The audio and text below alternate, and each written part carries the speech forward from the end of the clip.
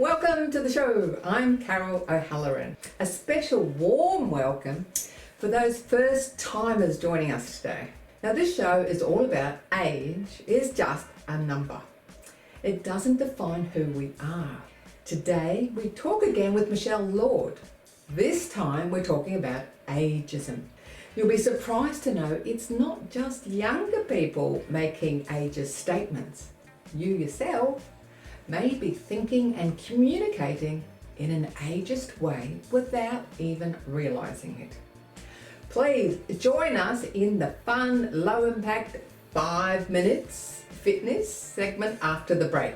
And lastly, we're going to play footy with the AFL Masters and the new QuickKick program, which means even if you're a woman, even if you've never played footy, and even if you're over 50, you can still follow your passion and give it a go. Footy is specially modified for us more mature. We also meet footy legend Belinda Bowey, breaking AFL records.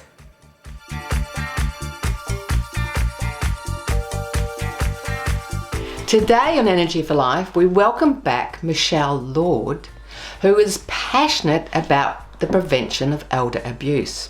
And part of this is about preventing ageism in our community. Michelle has been working with the Southern Melbourne Elder Abuse Prevention Network, and she led the team to develop the Framing Age message guide. This helps individuals and organisations to reframe the way we think and talk about ageing.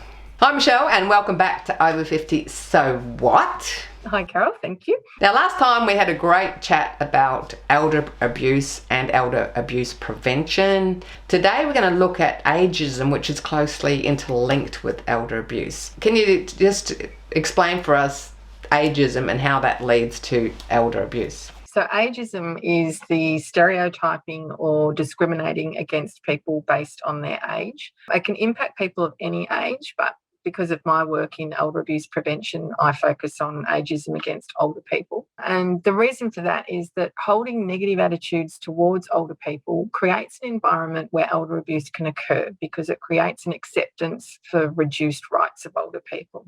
We've discussed earlier, it's so easy to put ageist statements into everyday language. Can you give us some examples of things that people commonly say and how they could be rephrased? One of the things we often do when we're being ageist is that we tend to assume that getting older is bad. So an example of that would be, you're never too old to learn to dance. So the implication when you're saying that is that it's a young person's activity, but I'll try and be positive and say older people can do it. You might find someone in their 80s saying that they are too old to learn to dance, or they might, or the opposite. So the ageist statements can be even from an older person. Absolutely. We call that internalised ageism. So that's where inside yourself you're thinking along ageist lines about what you can and can't do. And I certainly have some people in my life that do that a lot. I guess if we examine why would that 80-year-old say I'm too old to learn to dance, is that because they don't have confidence to try new things anymore? Is it because of health issues? If it's because of health issues, that's nothing to do with age. You can have health issues in your 20s that make it difficult to learn to dance. So it's about the way we frame the thinking about age and ability. I think another common one is technology, that, older people are no good with technology, and I know 90-year-olds have got their own YouTube channels. Absolutely. I think what you've highlighted there, Carol, with both your examples is a willingness to learn. You can be any age and be willing to learn new technology and new physical activity.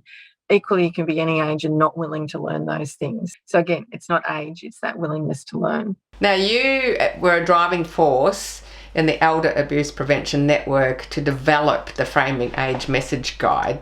Can you tell us about this guide? It's designed to help individuals and organisations to change how we think and talk about ageing. Because our focus is on preventing elder abuse before it can even begin, we wanted to address the environmental factors that contributed, which in this case is ageism. So it was clear to us that ageism is not only extremely prevalent in our society, It's also still very accepted. Unlike racism or sexism, which are almost universally challenged today, ageism is not. So that led us to engage with Common Cause Australia to conduct research and to write the message guide to help everyone talk about age, ageing and issues that affect older people, and in that way reduce ageist attitudes and behaviours. So the Framing Age message guide helps people to become aware of their attitudes and in their communication styles if you're a business. So it will help people with all those issues. Absolutely. It's very much a communication guide, and whether that is business or community communications, formal communications, or whether it's just the way you think and feel about it individually and how you speak to other people, can be just as helpful.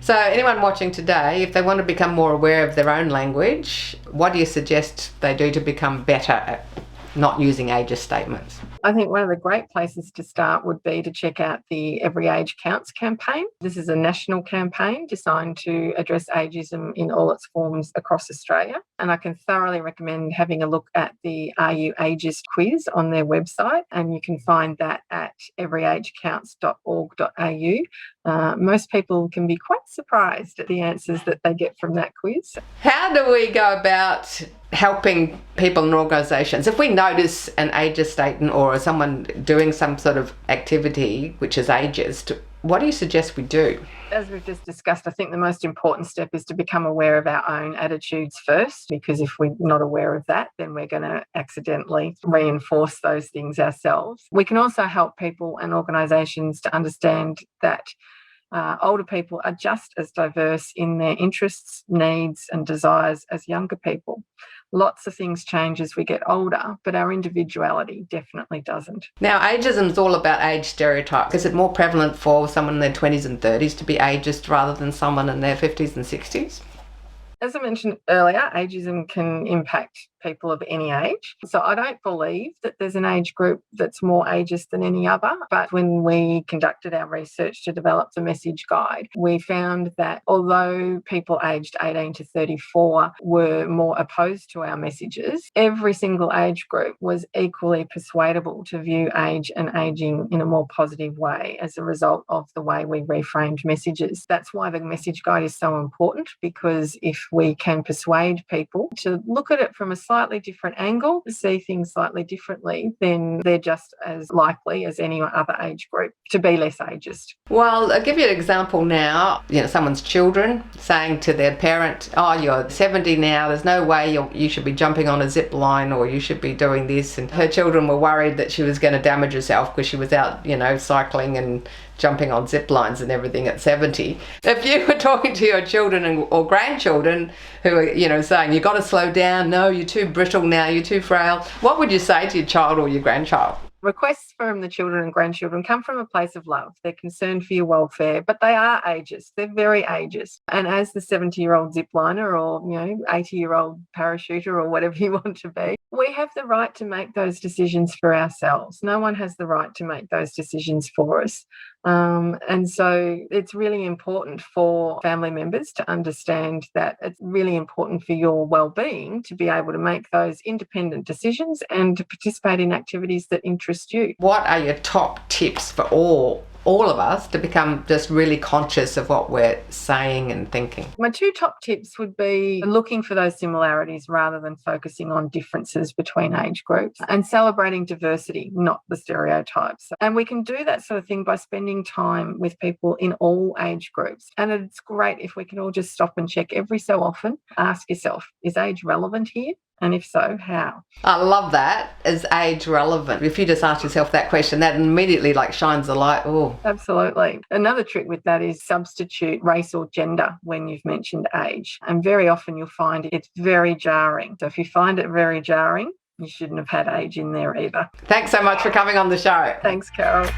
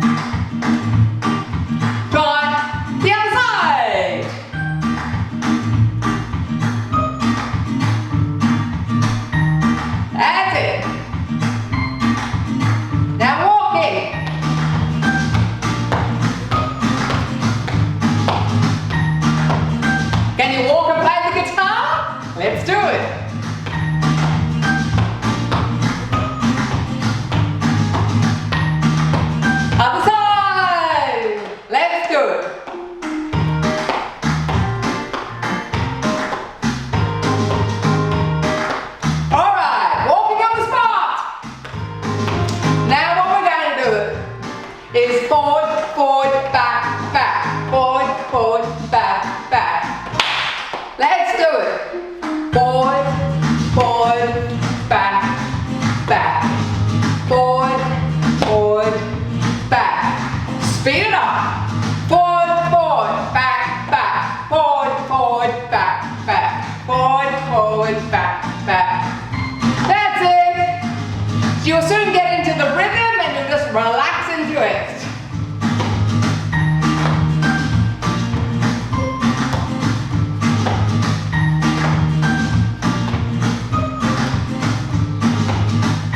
Okay, last one. On the spot. This time we're going to go out, out, in, out, out, in. Are you ready? Let's do it. Out, out, in, out, out, in, out, out, in, out, out, in. That's it. Just keep saying it to yourself till it becomes natural and just get into the bounce, get into the rhythm. If you're feeling a bit wobbly on your feet, you can always hold onto a chair or a bench. There we go. Out, out, in, out, out, in, out, out, in, out, out. Okay, now feet parallel, hands on knees. And we're going to go down, push with the arms, down, push with the arms, down. You can do this if you're sitting down watching, so please keep moving. That's it. So the bottom is out. Bend and push. Bend and push. Bend and push. Bend and push. And walk. That's it. And what we're about to do is combine forward, forward, back, back, out, out, in. Can we do it? Yes, we can. So we go. Forward, forward, back, back, out, out, in. Forward, forward, back, back, out, out, in. Relax and twist. Forward, forward, back, back, out, out, in. Forward, forward, back, back, out, out. We've done this move before in chair exercise, so now we're doing it standing up.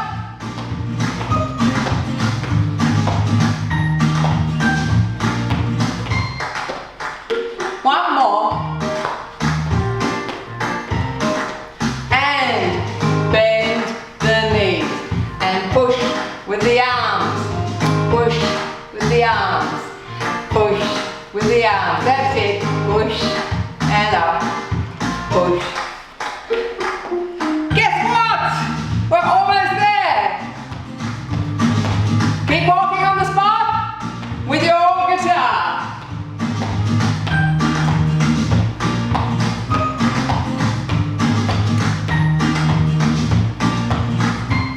Other side. I better be careful jumping because of the broken ankle.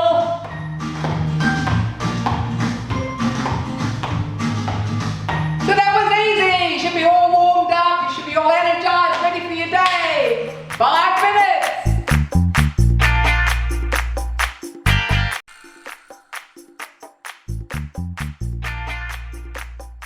Do you have a daughter or a granddaughter that you'd like to encourage to get into footy? Maybe they're already interested in footy. Maybe you're a lady watching today and you've never played footy yourself. Well, now you can encourage your daughter, your granddaughter to get into footy by getting into it yourself.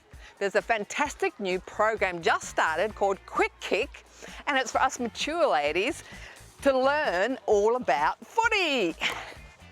Well, it's true, women are really into footy, and we're about to have a chat to the new GM for the Victorian Metro AFL. And Jen, so you're looking after all of the Masters for Victoria Metro. Yes. And you've been involved in sport for over 20 years, you were saying? Yes, absolutely.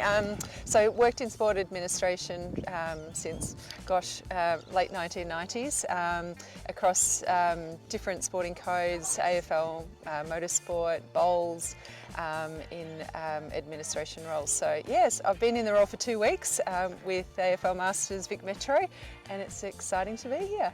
Yes, well, we love getting anyone over 35 and on the show over 50, getting them out and getting them active, and a lot of people don't realise that even when you are a bit more mature, you can still play footy. Yes, absolutely. So we have different age groups, so over 35s, over 40s, or 45s, 50s and 55s. And for the women, we've only just got that first over 35s comp, but are planning on growing it. So there are some pathway opportunities moving forward, and we will work on that to grow in further participation. If there was someone watching today that was pretty competitive in sports when they were younger, but they've never played footy and they think, oh, I wouldn't mind getting into the Masters, what would you say to them? I'd say, only 2 weeks ago, we launched in conjunction with AFL Masters National, the QuickKick program, which is aimed at getting women to experience the game, and it's a set of drills. It's a 6-week program and allows the people that haven't played before to experience it, and then at the end they play a game. But then if you have the skills and understand the game, you can actually go into straight play competition. So it's a matter of just contacting a club in your area, or you can go onto the AFL Vic Metro website, aflvm.com.au, check out there where the clubs currently are. So we've got a list of all the current men's clubs and all the women's clubs. Check out there and see if there's anyone close by, or contact us directly and we'll put you in touch with someone. Now, there's men and women watching. You look after men and women masters. Correct, yep. Now, a lot of people, as they get older, they've had some injuries, or they've got some knee problems or back problems, whatever. Yep. And they may be a bit concerned about the sport itself. Yep. Can you just tell us something about how it's been modified a bit for masters? Yeah, so it's less tackling. It still is competitive, I guess, in some of the men's, especially over 35s, because a lot of players have come through the system and are still quite competitive. But as you get older, the rules are modified to be a safer game, especially in the ruck, no kneeing. There's modified rules because we don't have boundary umpires. It's just a more, I guess, collective game to be more inclusive, and particularly for the women. We don't want that big gap between people that haven't really played and the competitive ones, so we try to make it more even with rules that are, I guess, safer, provide a safer environment for players. And they only play every second week, so they have that time to recover, and there's less commitment on training. But yeah, I think we also need to educate how we can keep people more active, but in a safe way. So yeah, it's pretty exciting. It is really exciting. I think I might have to join myself. You should. We'll both join. Okay. Okay, well, thanks very much, Jan, and all the best with your new position and getting all these us older ones into the game. Yeah, great. Thank you for having me. And here we have another fantastic legend of AFL, Belinda Bowey, otherwise known as Blouse. Yes, Blouse, yes. Oh, Blousey as well? Blousey, yes. Either or, however you feel like saying it. Now, Belinda, Blouse, you're a great example of encouraging older women to get into footy, or if they were in footy, to keep going. Yes, yes. A lot of people like myself never ever had the chance. And you're still out playing, and you're about to break a record. Yes, well, I think I already have broken the record for the most games played, so I'm just making sure I keep that record going and keep it in my name. So yeah, I'm about to play 400 games.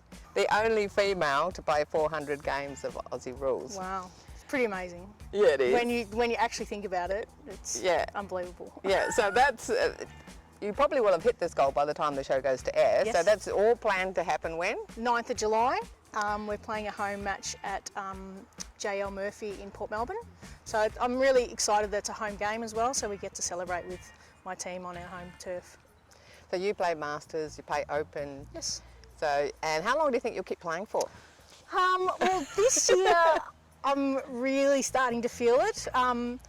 but I'm also still getting a lot of the balls. I guess now I play a little bit smarter, so I don't need to go in for those hard balls in open age football. I can wait out the back for a nice little handball and use the ball better.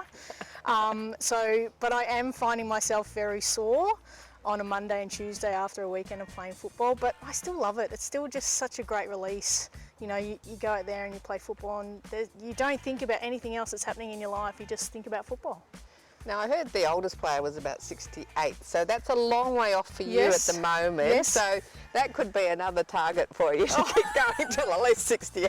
Yeah, I may have to wheel myself out by that stage and then just walk on the ground, but yeah, we'll see how we go. At the moment, you know, with Masters, the fact that it's every fortnight, the games, we train once a week, it means that the body does have time to recover, and you know, it's just, there's so many great females playing sport and it's just such a great environment. Like, we just love being together and love training together and, you know, having a good time and lots of laugh, and you know, so it's something that we can continue to keep playing until, you know, we can't anymore. All right, for those 50-year-olds that's sitting at home, Yes. because this show is for over 50, I know you're not quite there yet. Not yet. Now, what would you say?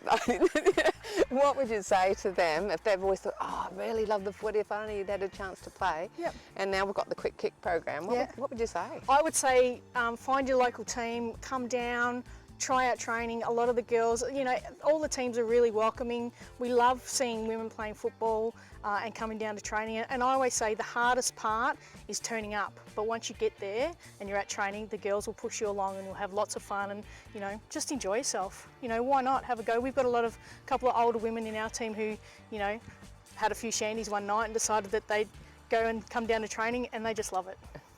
All right, now what about the viewers at home who have daughters and granddaughters Yes. they'd like to encourage to get into footy? Yeah, I'd say they'd already be playing. There's, you know, women's football is the fastest growing sport at the moment, and it has been for the last couple of years. So I think if they weren't playing, they probably will be in the next year or two.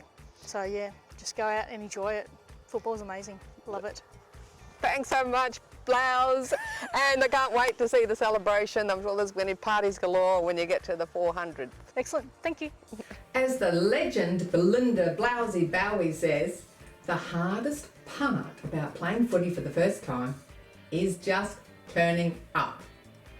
But once you get there, the girls will support you and you'll have lots of fun. Next time you catch yourself saying, "I'm too old to dance, I'm too old to play footy, I'm too old to keep up with technology," stop for a minute and reframe it. You can dance at any age. You can keep up with technology at any age.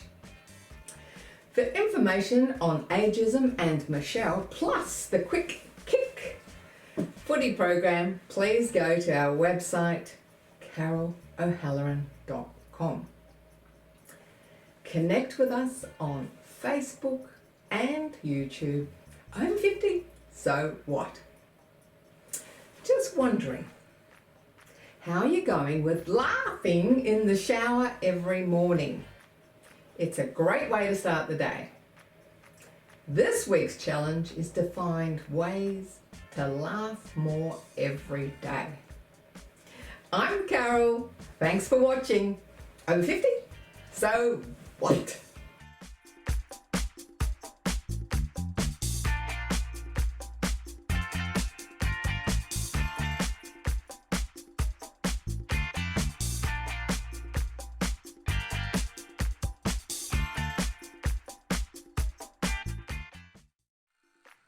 Thanks for watching our TV show. Be sure to hit subscribe and then you'll never miss an episode. Jump on Facebook, join our group, get in on the fun, fitness, wellness and inspiration. I'm Carol, over 50. So what?